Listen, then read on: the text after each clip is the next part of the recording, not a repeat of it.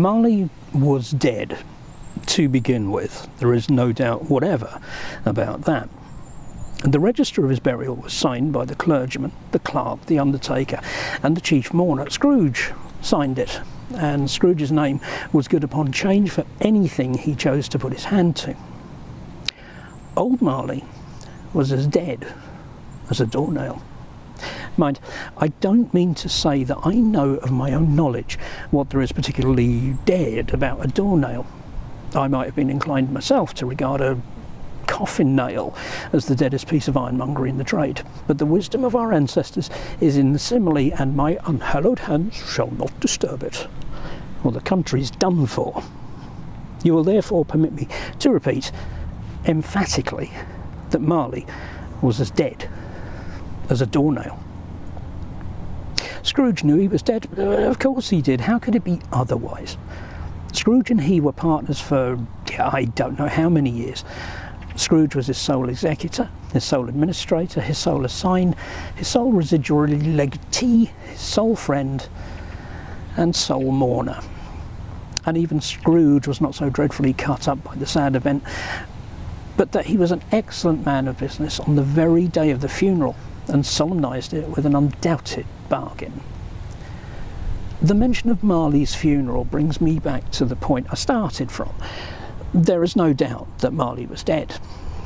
This must be distinctly understood, or nothing wonderful can come of the story I am going to relate.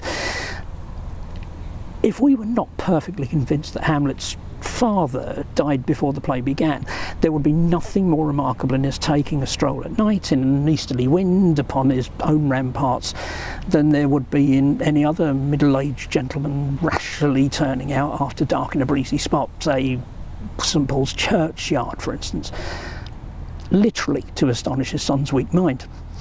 Scrooge never painted out old Marley's name. There it stood years afterwards, above the warehouse door, Scrooge and Marley. The firm was known as Scrooge and Marley. Sometimes people new to the business called Scrooge Scrooge, and sometimes Marley, but he answered to both names. It was all the same to him.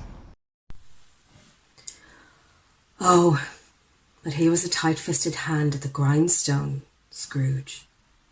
A squeezing, wrenching, grasping, clutching, covetous old sinner.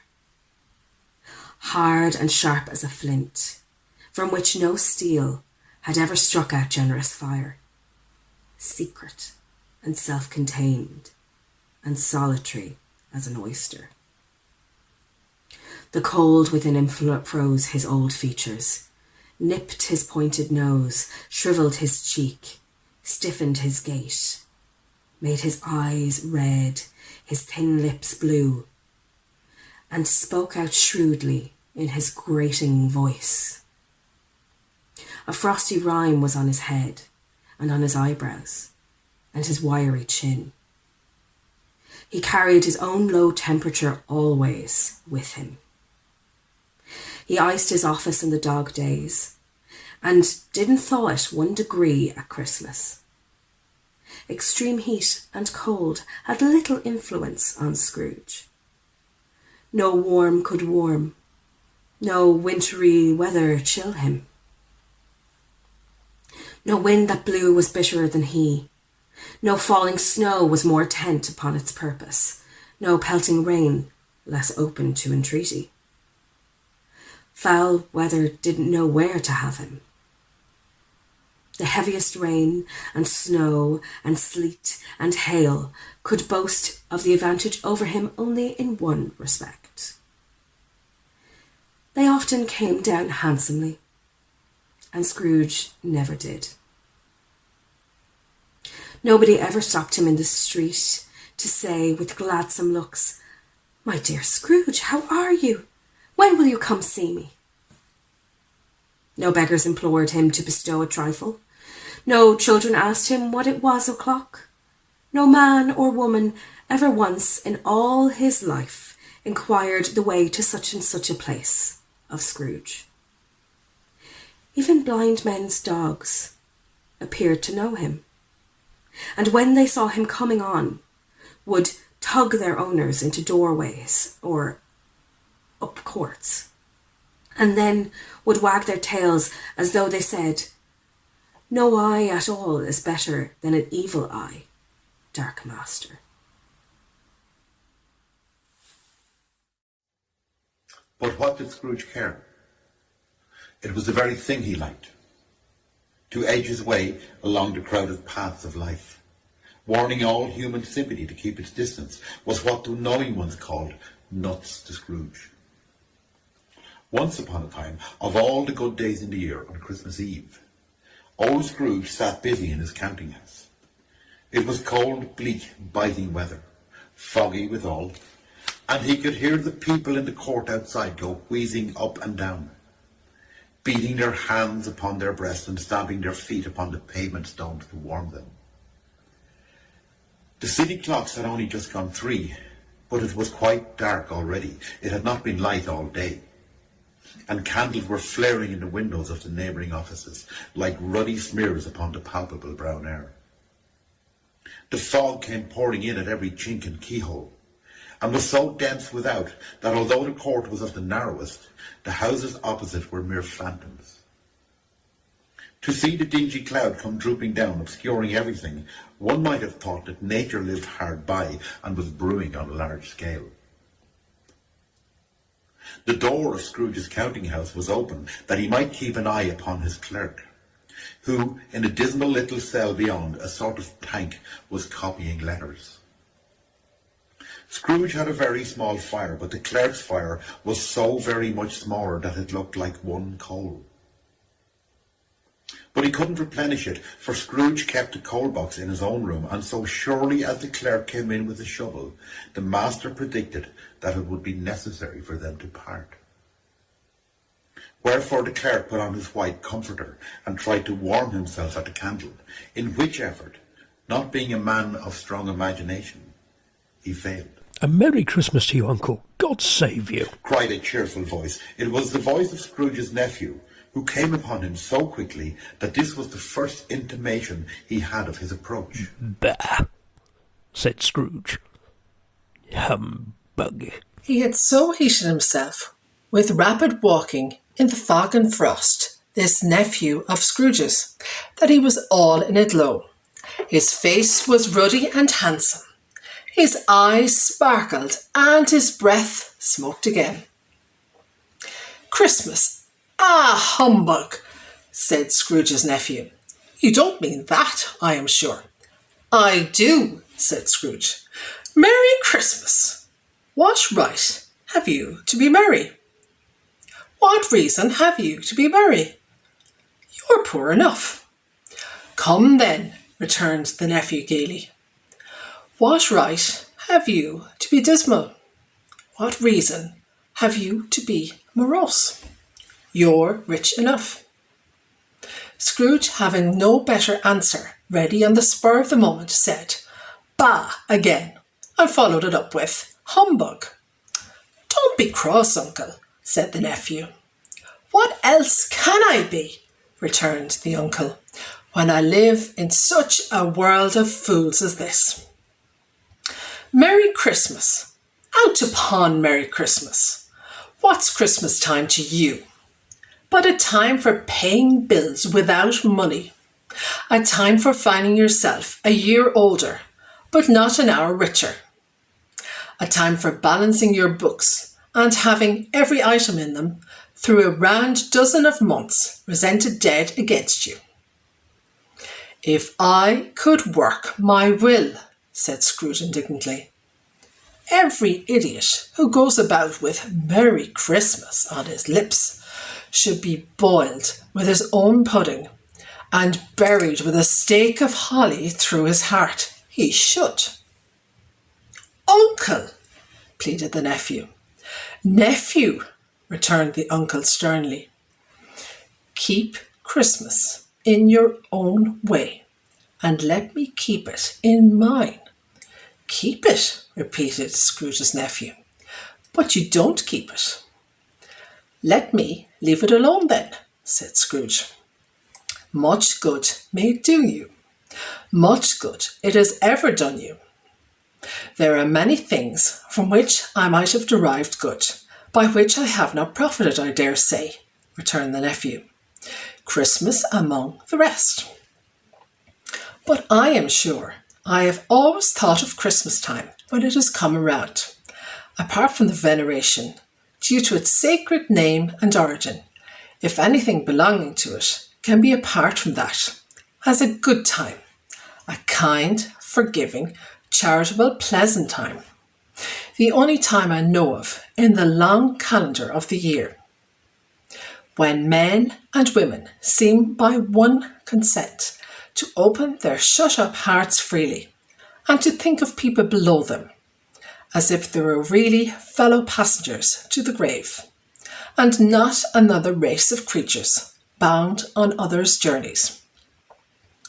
And therefore, uncle, though it has never put a scrap of gold or silver in my pocket, I believe it has done me good, and will do me good, and I say, God bless it." The clerk in the tank involuntarily applauded, becoming immediately sensible of the impropriety. He poked the fire and extinguished the last frail spark forever. "Let me hear another sound from you," said Scrooge, "and you'll keep your Christmas by losing your situation. You're quite a powerful speaker, sir," he added, turning to his nephew. "I wonder you don't go into Parliament." "Don't be angry, uncle. Come, dine with us tomorrow." Scrooge said that he would see him. Yes, indeed he did. He went the whole length of the expression and said that he would see him in that extremity first. "But why?" said Scrooge's nephew.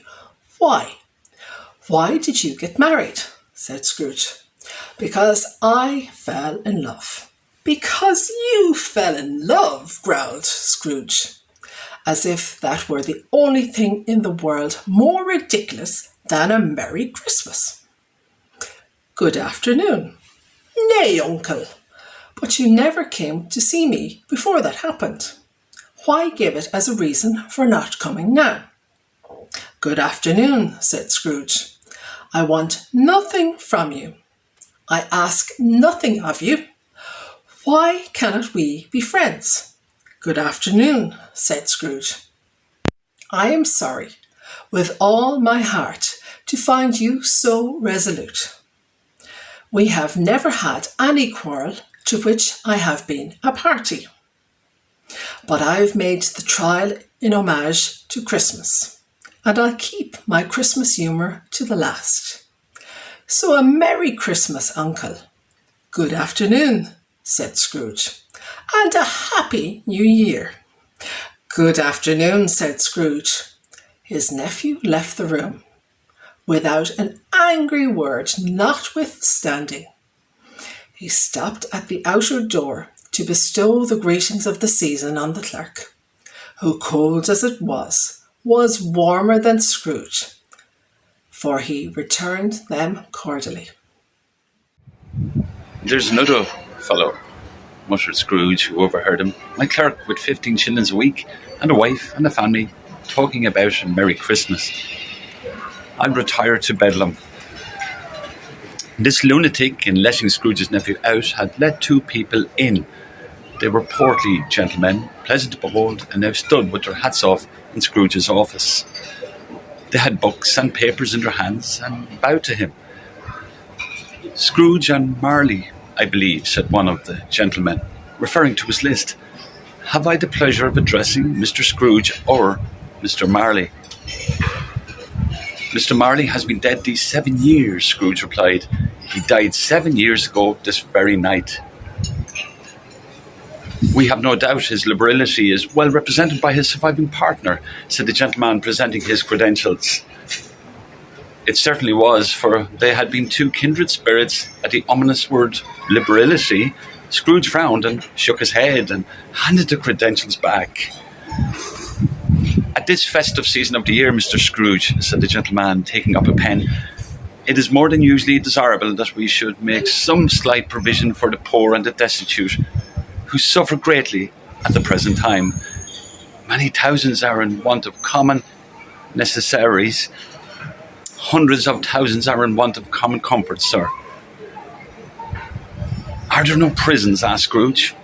Plenty of prisons, said the gentleman, laying down the pen again. And the Union Workhouse? Demanded Scrooge. Are they still in operation? They are still, returned the gentleman. I wish I could say they were not. The treadmill and the poor law are in full vigour then, said Scrooge. Both very busy, sir. Oh, I was afraid from what you said at first that something had occurred to stop them in their useful course, said Scrooge. I'm very glad to hear it. Under the impression that they scarcely furnish Christian cheer of mind or body to the multitude, returned the gentleman, a few of us are endeavouring to raise a fund to buy the poor some meat and drink and means of warmth. We choose this time because it is a time of all others. We want is keenly felt and abundance rejoices. What shall I put you down for? Nothing, Scrooge replied. You wish to be anonymous? I wish to be left alone, said Scrooge. Since you asked me what I wish for, gentlemen, that is my answer. I don't make merry myself at Christmas, and I can't afford to make idle people merry. I help to support the establishments, and I've mentioned, and they cost enough, and those who are badly off must go there. Many can't go there, and many would rather die. If they would rather die, said Scrooge, they had better do it and decrease the surplus population. Besides, excuse me, I don't know that. But you might know it, observed the gentleman. It's not my business, Scrooge returned. It's enough for a man to understand his own business and not to interfere with other people's. Mine occupies me constantly. Good afternoon, gentlemen. Seeing clearly that it would be useless to pursue their point, the gentleman withdrew. Scrooge resumed his labours with an improved opinion of himself, and in a more facetious temper than was usual with him. Meanwhile, the fog and darkness thickened so that people ran about with flaring links, proffering their services to go before horses in carriages and conduct them on their way. The ancient tower of a church, whose gruff old bell was always peeping slyly down at Scrooge out of a Gothic window in the wall, became invisible, and struck the hours and quarters in the clouds with tremulous vibrations afterwards, as if its teeth were chattering in its frozen head up there. The cold became intense. In the main street at the corner of the court, some labourers were repairing the gas pipes, and had lighted a great fire in a brazier, round which a party of ragged men and boys were gathered, warming their hands and winking their eyes before the blaze in rapture. The water plug being left in solitude, its overflowing sullenly congealed, and turned to the misanthropic ice. The brightness of the shops where holly sprigs and berries crackled in the lamp heat of the windows made pale faces ruddy as they passed. Poulterers' and grocers' trades became a splendid joke, a glorious pageant, with which was next to impossible to believe that such dull principles as bargain and sale had anything to do. The Lord Mayor, in the stronghold of his mighty mansion house, gave orders to his 50 cooks and butlers to keep Christmas as Lord Mayor's household should. Even the little tailor, whom he had fined 5 shillings on the previous Monday for being drunk and bloodthirsty in the street, stirred up tomorrow's pudding in his garret, while his lean wife and baby sallied out to buy the beef. Foggier yet, and colder, piercing, searching, biting cold. If the good St. Dunstan had but nipped the evil spirit's nose with a touch of such weather as that, instead of using his familiar weapons, then indeed he would have roared to lusty purpose. The owner of one scant young nose, gnawed and mumbled by the hungry cold, as bones are gnawed by dogs, stooped down at Scrooge's keyhole to regale him with a Christmas carol. But at the first sound of "God bless ye, merry gentlemen, may nothing you dismay," Scrooge seized the ruler with such energy of action that the singer fled in terror, leaving the keyhole to the fog and even more congenial frost. At length, the hour of shutting up the counting house arrived. With an ill will, Scrooge dismounted from his stool and tacitly admitted the fact to the expectant clerk in the tank, who, instead of snuffing his candle out and put on his hat, "You'll want all day tomorrow, I suppose," said Scrooge. "If quite convenient, sir." "It's not convenient," said Scrooge, "and it's not fair. If I was to stop half a crown for it, you'd think yourself ill-used, but I'll be bound." The clerk smiled faintly. "And yet," said Scrooge, "you don't think me ill-used when I pay a day's wages for no work." The clerk observed that it was only once a year. A poor excuse for picking a man's pocket every 25th of December, said Scrooge, buttoning his great coat to the chin. "But I suppose you must have the whole day. Be here all the earlier the next morning." The clerk promised that he would, and Scrooge walked out with a growl.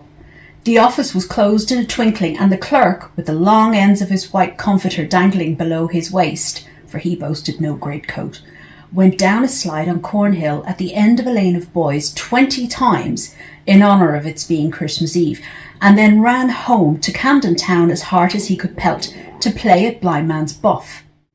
It was old enough now and dreary enough, for nobody lived in it but Scrooge, the other rooms being all let out as offices.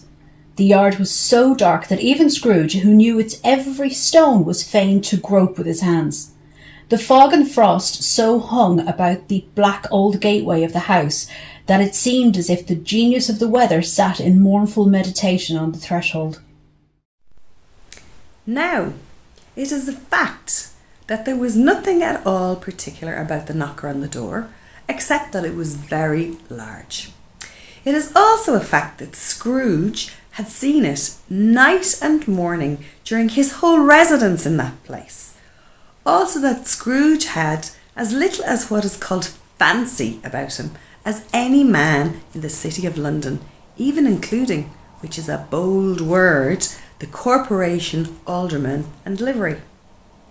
Let it also be borne in mind that Scrooge had not bestowed one thought on Marley since his last mention of his 7 years dead partner that afternoon.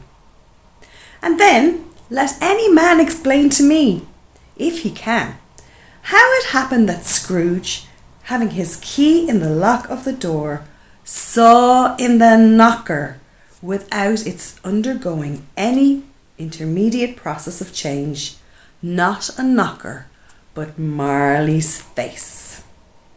Marley's face! It was not in impenetrable shadow, as the other objects in the yard were, but had a dismal light about it, like a bad lobster in a dark cellar. It was not angry or ferocious, but looked at Scrooge as Marley used to look, with ghostly spectacles turned up on its ghostly forehead. The hair was curiously stirred as if by breath or hot air, and though the eyes were wide open, they were perfectly motionless. That and its livid colour made it horrible, but its horror seemed to be in spite of the face and beyond its control, rather than a part of its own expression.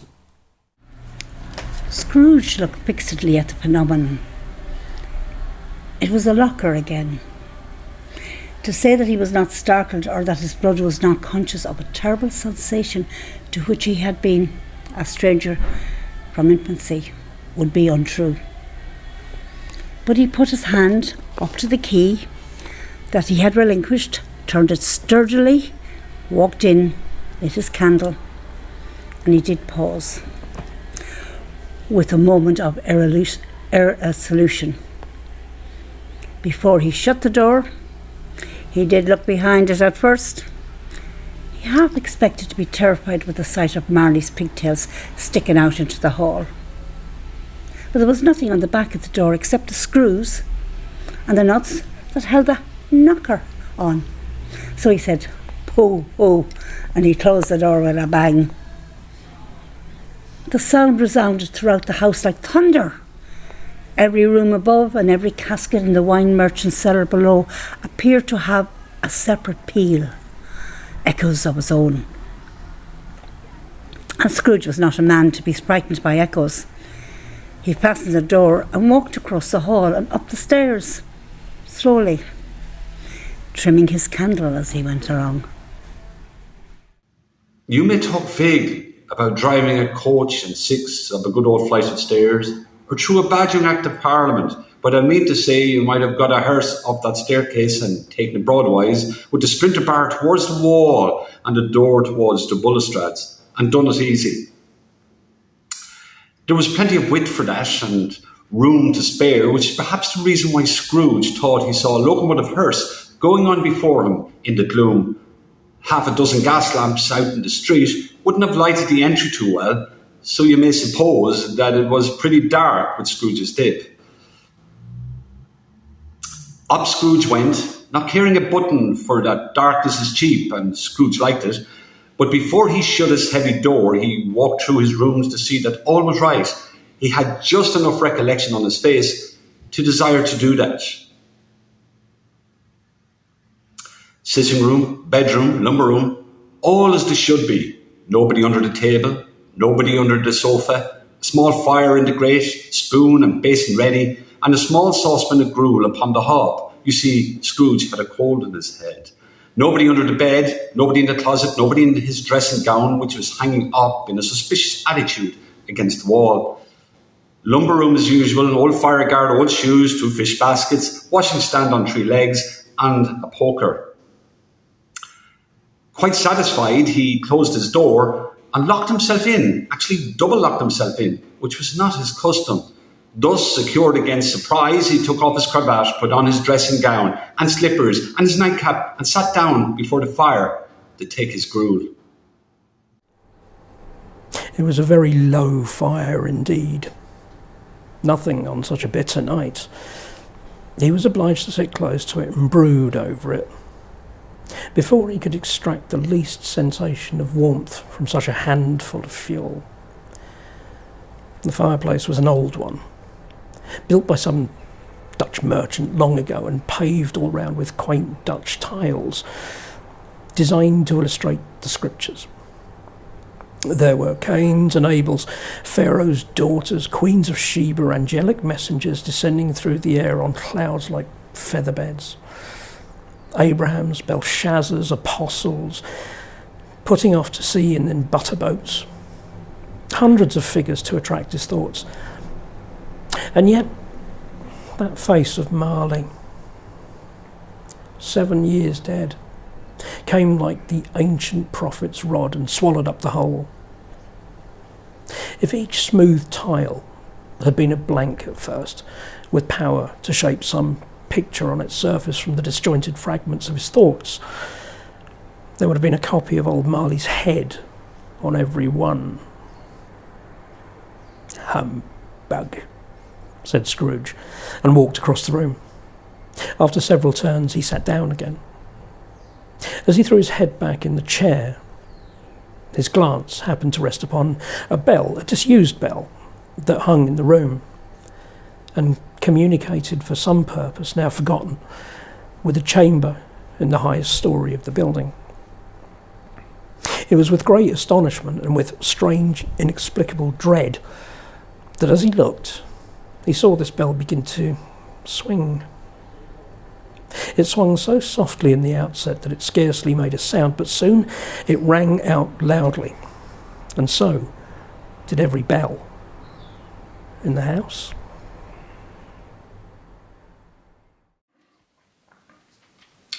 This might have lasted half a minute, but it seemed an hour. The bells ceased as they had begun, together, and they were succeeded by a clanking noise deep down below, as if some person were dragging a heavy chain over the casks in the wine merchant's cellar. Scrooge then remembered to have heard that ghosts in haunted houses were described as dragging chains. The cellar door flew open with a booming sound, and then he heard the noise much better on the floors below. Then coming up the stairs, and then coming straight towards his door. "It's humbug still," said Scrooge. "I won't believe it." His colour changed though, when, without a pause, it came on through the heavy door, and passed into the room before his eyes. Upon its coming in, the dying flame leaped up as though it cried, "I know him, Marley's ghost," and then fell again. The same face, the very same. Marley in his pigtails, his usual waistcoat, tights and boots, the tassels on the lather bristling like pigtail, and his coat skirts and the hair upon his head. The chain he drew was clasped about his middle. It was long and it wound about him like a tail, and it was made, for Scrooge had observed it very well, of cash boxes, keys, padlocks, ledgers, deeds, and heavy purses wrought in steel. His body was transparent, so that Scrooge, observing him and looking through his waistcoat, could see the 2 buttons on his coat behind. Scrooge had often heard it said that Marley had no bowels, but he had never believed it until now, nor did he ever believe it now, though he did look the phantom. Through and through he saw it standing before him, though he felt the chilling influence of its death-cold eyes, and marked the very texture of the folded kerchief bound on his head and chin, which wrapper he had not observed before. He was still incredulous, and he fought against his sentence. "How now?" said Scrooge, caustic and cold as ever. "What do you want with me?" "Much." "Who are you?" "Ask me who I was." "Who were you then? You're particular for a shade." He was going to say a shade, but he substituted this as more appropriate. "In life, I was your partner, Jacob Marley." Can you sit down?" "I can." "Do it then." Scrooge asked the question because he didn't know whether a ghost, so transparent, might find himself in a condition to take a chair, and felt that in the event of it being impossible, it might involve the necessity of embarrassing explanation. But the ghost sat down on the opposite side of the fireplace, as if he were quite used to it. "You don't believe in me."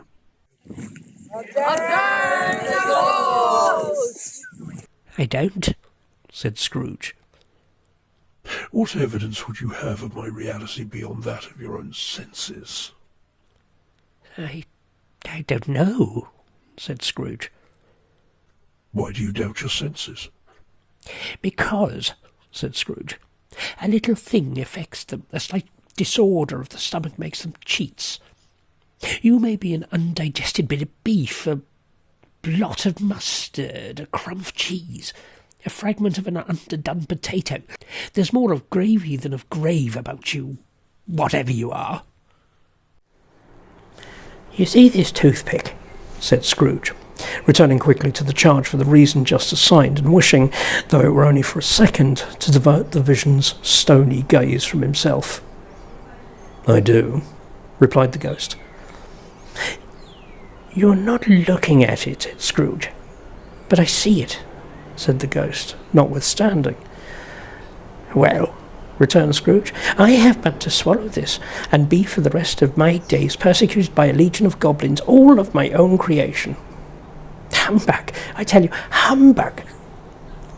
At this the spirit raised a fearful, frightful cry, and shook his chain with such a dismal and appalling noise that Scrooge held on tight to his chair to save himself from falling into a swoon. But how much greater was his horror when the phantom, taking off the bandage round his head, as if it were too warm to wear indoors, its lower jaw dropped down upon its breast. Scrooge fell upon his knees and clasped his hands before his face. "Mercy," he said. "Dreadful apparition, why do you trouble me?" "Man of worldly mind," replied the ghost. "Do you believe in me, or not?" "I do," said Scrooge. "I must. But why do spirits walk the earth, and why do they come to me?" "It is a requirement of every man," the ghost returned, "that the spirit within him should walk abroad amongst his fellow men and travel far and wide.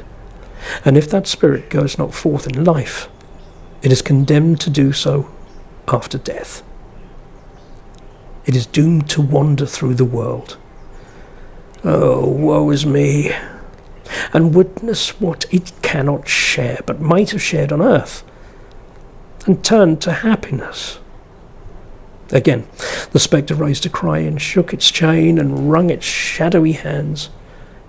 "You are fettered," said Scrooge, trembling. "Tell me why." "I wear the chain I forged in life," replied the ghost. "I made it, link by link and yard by yard. I girded it on of my own free will, and of my own free will I wore it. Is this pattern strange to you?" Scrooge trembled more and more. "Or would you know," pursued the ghost, "the weight and length of the strong coil you bear yourself? It was full as heavy and as long as this, 7 Christmas Eves ago. You have laboured on it since. It is a ponderous chain." Scrooge glanced about him on the floor in the expectation of finding himself surrounded by some 50 or 60 fathoms of iron cable, but he could see nothing. "Jacob," he said imploringly. "Oh, Jacob Marley, tell me more. Speak comfort to me, Jacob." "I have none to give," the ghost replied.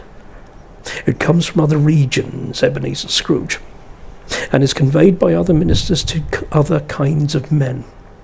Nor can I tell you what I would. A very little more is all permitted to me. I cannot rest. I cannot stay. I cannot linger anywhere. My spirit never walked beyond our counting house. Mark me. In life my spirit never roved beyond the narrow limits of our money-changing hole, and weary journeys lie before me." It was a habit with Scrooge, whenever he became thoughtful, to put his hands in his breeches pockets, pondering on what the ghost had said. He did so now, but without lifting up his eyes or getting off his knees. "You must have been very slow about it, Jacob," Scrooge observed, in a business-like manner, though with humility and deference. "Slow," the ghost repeated. 7 years dead," mused Scrooge, "and travelling all the time, the whole time," said the ghost. "No rest, no peace, incessant torture of remorse." "You travel fast," said Scrooge. "On the wings of the wind," replied the ghost. "You might have got over a great quantity of ground in 7 years," said Scrooge. The ghost, on hearing this, set up another cry and clanked its chain so hideously in the dead silence of the night that the ward would have been justified in indicting it for a nuisance. "O captive bound and not ironed," cried the phantom, "not to know that ages of incessant labour by moral creatures for this earth must pass into eternity before the good of which it is susceptible is all developed. Not to know that any Christian spirit working kindly in its little sphere, wherever it may be, will find its mortal life too short for its vast means of usefulness.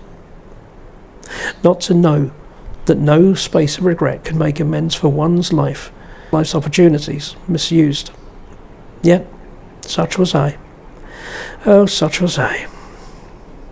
"But you were always a good man of business, Jacob," faltered Scrooge, who now began to apply this to himself. "Business?" cried the ghost, wringing its hands again. "Mankind was my business. The common welfare was my business. Charity, mercy, forbearance, and benevolence were all my business.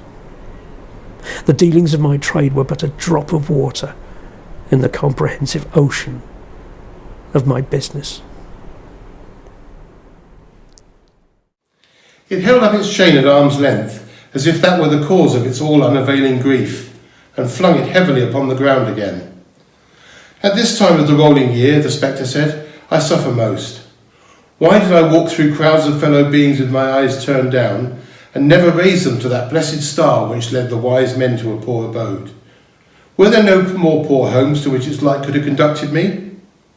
Scrooge was very much dismayed to hear the spectre going on at this rate, and began to quake exceedingly. Hear me, cried the ghost, my time is nearly gone.